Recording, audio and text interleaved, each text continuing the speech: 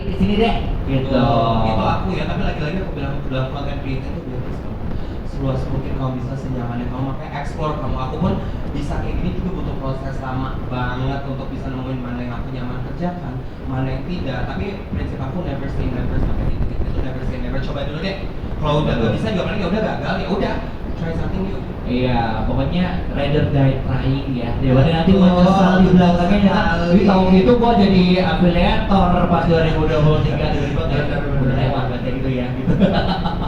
Berarti tadi ya Kak Jovi secara inspiratif juga ternyata ada inspirasi.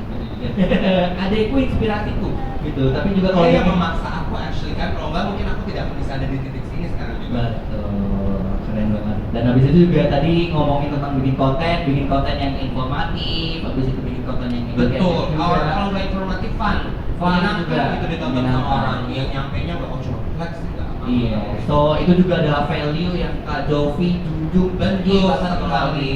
Dan ini ada sedikit kayak pesan-pesan bahwa ini salah satu juga yang aku junjung dari awal aku content creating. Jadi sedikit cerita, aku itu sudah 7-8 tahun menjadi content creator ya. Dan sampai sekarang aku masih sustain. Sustain itu adalah aku masih dipakai sama banyak brand. Aku masih kerjaan, aku masih dikirim ke luar negeri buat traveling. That means I'm sustained as a brand, as a branding diri aku. Jadi untuk para content creating, kayak mungkin kan bisa ambil dari cerita aku tadi, kalau apa-apa itu diawali jangan money minded. Kalau aku disuruh ada orang mau ngasih aku 1 miliar sekarang sama koneksi yang aku punya, aku prefer koneksi aku. Karena dari aku punya 0, aku bisa punya 10 miliar, 11 miliar, kalau 1M seminggu juga bisa habis. Kalau orang yang kayak orang gila Makassar, uang sebanyak apapun kalau kamu gak punya value, kamu gak punya tujuan, habis seberapa banyak tuh. Jadi menurut aku pentingnya koneksi itu kayak apa, yang sampai sekarang orang-orang brand-brand kayak Tokopedia, aku bekerja sama Tokopedia udah berapa lama? Udah lama sekali. Dari dulu awal-awal aku creative juga Tokopedia udah sering masuk. Brand-brand yang lain juga mungkin di beberapa brand yang kalian tadi itu juga sampai sekarang kerjasamanya masih sangat panjang sama aku. Nah itu menurut aku salah satu hal yang paling penting yang suka orang lupakan adalah itu koneksi itu paling penting. Kayak contohnya, boleh kalian monetize. Aku ingat ya cerita kalian, aku 1,5 tahun content creating, aku baru menghasilkan, dan itu menghasilkan data aku sendiri. Jadi banyak sedikit cerita yang mungkin kalau nggak tahu, tadi kan aku bilang aku entrepreneur.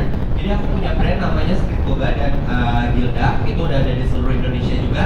Of course aku sebagai DA-nya dan sebagai owner-nya juga, aku kadang suka reach out ke creator baru. Ketemu yuk, kita gituin. Pas aku nih, aku pribadi ngajakin ketemu, mereka langsung sodorin followersnya 2.000, 8.000, 10.000. Mereka sejam 5 juta. Aku bingung sendiri, ya enak banget hidup lu, baru 10.000 udah dapat 5 juta. Kalau gue ini sekarang berapa nih, 500.000 berapa nih sekarang, gitu kan di otak kita. Tapi nah itu yang menurut aku banyak creator sekarang yang lupa adalah esensinya pentingnya koneksi instead of fresh money yang kamu dapat gitu aja. Keren banget. Menurut aku itu harus kalian pegang sampai kapanpun, karena koneksi itu bisa ngasih kalian anything ini. Instead of uang juga, kamu makan bakso nanti dikasih 500.000, makan bakso gue habis misalnya kayak gitu. Bakso 1M juga ada ya. Betul. Satu Indonesia kita selalu gitu. Nah tadi itu menarik sih Kak, gitu tadi ngomongin tentang content creator zaman sekarang yang content creator tuh banyak yang melupakan step by stepnya. Tapi kalau ngomongin ke first timer content creator nih, gitu kira-kira tadi despite dari connections, mereka tuh harus step by stepnya tuh mulai dari mana dulu terus kan? Oke, dia of course harus cari sesuatu yang menurut aku ya, karena ini based on my experience. Gak harus seperti itu, tapi this is based on my experience. Kamu harus cari passionnya kamu dulu apa. Kalau kamu mau content creating, kamu sukanya apa, masak, dan dulu masak. Jangan kayak aku suka fashion nanti ngelakuin otomotif gitu kan, gak nyambung ya. Jadi maksud aku bener-bener cari passion kamu. Karena once you found your passion, kamu gak akan kerasa kayak bekerja sama sekali. Aku tuh dulu udah pernah coba explore, melakukan ngikutin yang viral, ngikutin yang apa, tapi akunya tidak nyaman. Iya, aku tuh sempat ada fase di mana aku tuh merasa overuse, akunya merasa udah apa ya, udah Burn out banget, udah merasa udah sempat ada yang lagi ngerekam nangis gitu, karena udah bener-bener capek dan aku memaksakan hal yang tidak aku mau gitu, tidak aku passionate. Jadi menurut aku yang paling penting cari yang kalian passionate dulu. Tentang apa nih? Oh gue suka storytelling, oh gue sukanya olahraga, oh gue suka banyak banget. Dan itu menurut aku banyak banget yang bisa kalian lakukan, kayak yang informatif di platform-platform tuh banyak banget gitu. Jadi pertama cari yang kamu passionate. Kalau alat, aku udah bilang ke kalian sekarang sih di Tokopedia baju juga murah, ring light apa semuanya murah ya kan. Terus kalau aku pribadi itu salah satu prinsipnya, kalau memang kita belum punya dana, kita belum punya dana ya pakai segala hal yang ada. Karena aku pun dulu begitu memanfaatkan semua hal yang ada yang aku bisa. Terus dulu aku suka dikasih pas 1,5 tahun itu kan of course aku kan udah mulai ada dikenal, followers aku naik. Kalau nggak salah 1,5 tahun itu followers aku di atas 100.000, tapi aku masih belum monetize, masih cuman ada brand reaching out. Kalau aku dikasih freebies kayak gitu pada saat itu, aku nggak ngasih mereka rekan. Kalau aku memang suka barang kayak gitu adalah bahan buat aku konten. Gitu, itu aku jadiin. Kalau orang lain mau konten harus beli barang, kalau aku dikasih ya udah, it's a great thing for me. Dan itu mungkin yang bikin aku masih sustain juga karena connection, hubungan aku benar-benar baik sama semua brand-brand yang pernah kerja sama aku. Jadi itu menurut aku salah satu hal yang penting dilakuin. Oke, tadi connection, kedua, tadi pertama adalah passion dulu ya, gitu. Pak, gue tadi ngomong apa ya? Karena kalau udah gua lupa gitu. Lupa tadi, oke, yang pertama passion, yang kedua connection, yang Rhyme ya? Connection apa lagi? Nanti itu ya? fashion. Lo harus cantik lo ya dalam bikin konten itu. Jadi pertama adalah fashion, connection, habis itu juga Oke, yang mungkin aku nggak lakuin, aku juga melakukan kesalahan ini, itu adalah konsistensi menurut aku. Orang itu harus di-remind bahwa I'm here gitu dalam konten itu, jangan tiba-tiba hilang. Kalau aku pribadi, gara-gara si burnout itu aku sempat hilang sama 2 tahun untuk di YouTube-nya, which is itu platform yang ngegedein aku deh kasarnya. Jadi aku sempat ada, dan itu menurut aku salah satu regret aku, tapi I have to do it for my own sake back then gitu. Tapi sekarang menurut aku yang perlu orang lakukan juga itu konsistensi, dan itu yang masih susah. Dan beberapa teman-teman creator, teman-temanku juga yang susah lakuin itu konsistensi, untuk konsisten dan jangan cepat merasa puas. Wah, gue udah di 100.000 nih, udah. Banyak orang yang lebih fresher, ID-nya lebih bagus juga ini pakai competition sebenarnya, ketika sih healthy competition. Jadi akan banyak content creator yang lebih fresher, lebih bagus dari kamu, dan itu yang harus kamu lakuin. Fresh, melihat apa yang lagi tren sekarang, walaupun kayak aku nggak ngelakuin konten yang viral, tapi anak-anak muda ini tuh sukanya kayak gini loh, ayo kita implementasiin, kita lakuin ke konten yang kita nih. Baju-baju anak Gen Z sukanya kayak gini nih, coba deh kita bikin kayak gini gitu. kita styling gitu. Oke, berarti tadi passion, connection, dan konsistensi gitu ya. Betul. Konsisten gitu kalau udah bikin konten, biar sama gitu ya.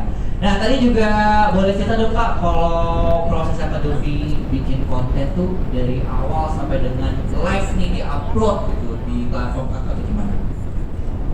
Kalau dulu, like I said, aku ngelakuin semuanya benar-benar sendiri. Aku nggak punya boro-boro buat hire videographer atau apa makan aja susah baru bayar. Saya maksudnya gaji aja nggak punya gitu pada saat itu. Jadi kalau dulu aku benar-benar kamera semuanya setting sendiri. Terus juga lighting, lampunya setting sendiri sampai bisa membeli ring light beneran. Terus juga semuanya kita edit sendiri, prosesnya semua one by one sendiri. Kalau sekarang, puji Tuhan aku kasarnya udah ada di titik dimana aku bisa ngebuka lapangan kerja. Jadi aku sekarang nyerahin ke mereka semua untuk ngelakuin merekam, nge-setting kamera, tapi bener-bener yang kontrol idenya nih. Ini juga salah satu idenya, mungkin karena aku sudah 7 tahun, 8 tahun, ide akunya juga butuh bantuan fresher ID. Jadi aku sekarang udah ada tim. Kalau dulu everything sampai tahun 4 years ago, aku semuanya masih ngelakuin sendiri. 3 or 4 years ago ya, gitu. Jadi prosesnya sih aku bener-bener, kalau sekarang kita brainstorming sama tim aku siapin, aku bawa badan, bawa itu gitu. Tapi kalau dulu tuh semua everything I do myself. Mau kamu ngaduk, mau kamu ngambil stock shot, karena aku bener-bener tidak ada siapa-siapa, ibu aku tidak ngerti kamera. Jadi aku bener-bener sendiri, aku harus putar otak aku gimana cara ini kayak gini. Kalau belum lagi, kalau ngomongin zaman dulu kendaraan memory cardnya rusak, apanya itu, nanti kalian puji Tuhan, mudah-mudahan jangan sampai, tapi nanti kan akan ngalamin fase-fase seperti itu. Kayak udah traveling ke Bali, tiba-tiba memory cardnya korup semuanya. Jadi nggak mungkin kan, nggak ada duit waktu itu buat bayar, buat ngulang liburan lagi. Jadi ya udah lulus dada aja.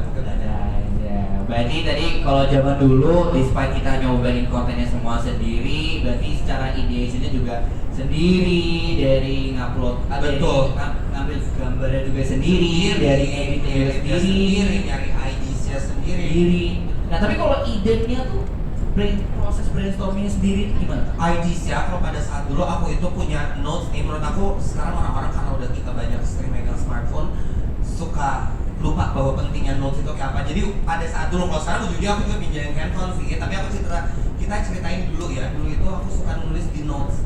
kayak ide-ide, karena ide-ide itu kadang-kadang suka munculnya saat tidak terduga gitu. Jadi while itu ada, kamu harus catat itu karena one day kamu bakal butuh itu. Jadi benar-benar kalau sekarang aku sebenarnya lebih easier pindahin ke handphone, tapi my mom always said kalau maksudnya di fisik itu lebih enak, lebih enak. Kalau bisa kalian memang lebih sering nulisnya post it di kaca, taruh dia tuh post it gitu. Ide-ide video habis dulu tuh aku sering nulis everything di notes, ide-ide dan mentok itu penting sekali untuk kamu ke depannya. Itu works ya, yang Kejovi sampai saat ini juga kontennya makin berkembang, makin bagus gitu gara-gara notes itu tadi ya. Gara-gara gitu. notes itu. Karena kita juga bukan orang yang inget terus gitu Betul, ya. betul. Tiba-tiba Kalau sekarang sih aku puji Tuhan aku bisa buka lapangan kerja, jadi notesnya kita itu ke connect dari beberapa tim, maksudnya sama tim kreatif aku, dia satu orang ada, jadi connect gitu. Jadi kalau ada apa-apa dia bisa langsung masukin situ gitu. Oke. Nah, tadi itu ngomongin tentang pembuatan konten sama ideationnya gitu. Sekarang kalau to be engaged sama followersnya Kak Jovi saat ini gitu, dari dulu sampai sekarang kan kelihatannya followers Kak Jovi kan loyal banget nih gitu biasanya. Ada nggak sih tips and tricks supaya followers kita tuh selalu engage sama kita Kak Jovi? Aku tuh sebisa mungkin kalau memang aku lagi bisa, aku di DM kayak respon mereka ya. Always be humble lah, no matter where you